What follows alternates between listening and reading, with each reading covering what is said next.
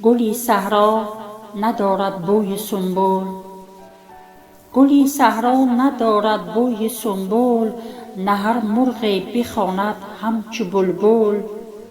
گلی صحرا ندارد بوی لاله، که روید در چمن در دشت و یاله. گلی صحرا چمنزار نموده است، نه گل پرور چنین کار نموده است. گلی صحرا بداد آرا چمن را، بری کوه و همه دشت و دمن را. گلی صحرا چمن گلپوش کرده، من دلخسته را دلخوش کرده.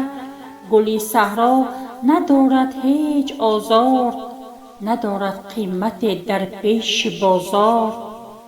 گلی صحرا گلی شام و سحر نیست، نه در دست و نه در پشت کمر نیست.